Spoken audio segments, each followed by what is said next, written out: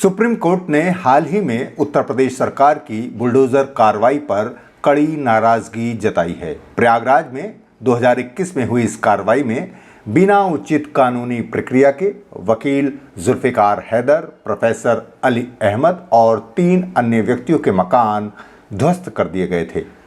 अदालत ने इस कार्रवाई को चौंकाने वाला और संविधान के अनुच्छेद 21 यानी जीवन और स्वतंत्रता के अधिकार का उल्लंघन करार दिया है।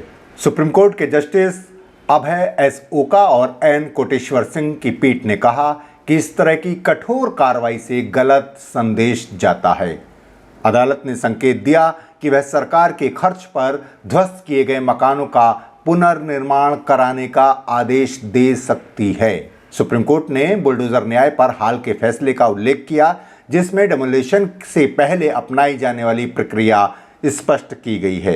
याचिकाकर्ताओं का कहना था कि 6 मार्च 2021 जिस दिन शनिवार था, उस दिन देर रात उन्हें नोटिस दिया गया और अगले ही दिन 7 मार्च रविवार को उनके मकान गिरा दिए गए, जिससे उन्हें कानूनी चुनौती देने का भी अवसर नहीं मिला। हालांकि नोटिस पर 1 मार्च की तारीख लिखी थी। उन्होंने यह भी कहा कि प्रशासन ने गलत तरीके से उनकी संपत्ति को माफिया और राजनेता अतीक अहमद से जोड़ा, जो 2023 में मारा गया था। इससे पहले इलाहाबाद हाई कोर्ट ने इस याचिका को खारिज कर दिया था, यह मानते हुए कि विवादित जमीन एक नजूल प्लांट यानी सरकारी पट्टे की भूमि थी, जिसका पट्टा 1996 में समाप्त हो गया था। लेकिन याचिकाकर्ताओं का कहना है कि जिस जमीन पर यह मकान बने थे, वह लोग उसके लीज होल्डर थे। कुल मिलाकर सुप्रीम कोर्ट ने राज्य सरकार की कार्रवाई पर गंभीर आपत्ति जताई है और मामले की अगली सुनवाई 21 मार्च 2025 तय की है।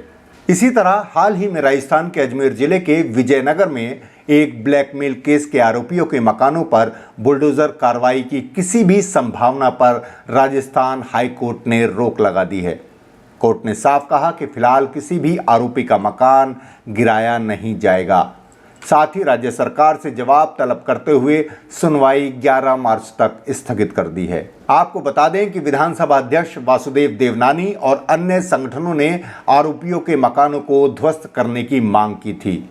यह मामला विजयनगर कस्बे में नाबालिग स्कूली छात्राओं के देह शोषण, ब्लैकमेल और धर्मांतरण के प्रयास से जुड़ा है।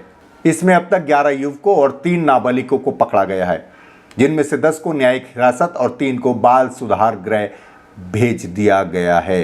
अब तक गिरफ्तार आरोपियों में कैफे संचालक श्रवण जाट, सांवर लाल और पूर्व पार्षद हकीम कुरैशी प्रमुख नाम हैं। अब इस मामले में राज्य सरकार ने विशेष जांच दल यानी SIT का गठन कर दिया है। आपको बता दें कि सुप्रीम कोर्ट ने बुलडोजर कार्रवाई के संबंध में स्पष्ट दिशा निर्देश जारी किए हैं, ताकि मनमानी और असंवैधानिक कार्रवाई को रोका जा सके। सुप्रीम कोर्ट ने क्या कहा है, उसकी क्या गाइडलाइन है, वो भी आप जान लीजिए। केवल आरोप के आधार पर कार्रवाई नहीं हो सकती। जी हाँ, किसी व्यक्ति पर केवल आरोप लगने के आधार पर उसके घर को ध्वस्त नहीं किया जा सकता। दोष सिद्ध होने तक उसे निर्दोष माना जाना चाहिए। न्यायिक प्रक्रिया का पालन। किसी भी ध्वस्तीकरण से पहले उचित कानूनी प्रक्रिया का पालन आवश्यक है, जिसमें संबंधित व्यक्ति को नोटिस देना और उसे अपनी बात रखने का अवसर प्रदान करना शामिल है। 15 दिन पूर्व नोटिस। ध्वस्तीकरण से कम 15 दिन पहले रजिस्टर्ड डाक द्वारा नोटिस भेजा जाना चाहिए, ताकि संबंधित व्यक्ति अपनी प्रतिक्रिया दे सके। निर्णय में कारणों का उल्लेख।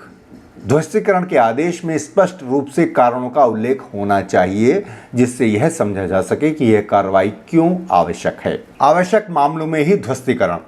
केवल उन्हीं मामलों में ध्वस्तीकरण किया जा सकता है जहां अनधिकृत निर्माण सार्वजनिक सड़कों, रेलवे ट्रैक या जल निकायों पर हो, और वह भी उचित प्रक्रिया का पालन करने के बाद। जी हाँ, ये सब जितने नॉर्म्स हैं कि आप गिरा सकते हैं, लेकिन वो भी उचित प्रक्रिया का पालन करने के बाद, और आरोप लगने भर पर किसी के मकान को, दुकान को ध्वस्त नहीं किया जा सकता। अधिकारियों की जिम्मेदारी। यदि गलत तरीके से ध्वस्तीकरण किया जाता है तो संबंधित अधिकारियों पर कार्रवाई की जाएगी और प्रभावित व्यक्ति को मुआवजा दिया जाएगा। डिजिटल पोर्टल की स्थापना।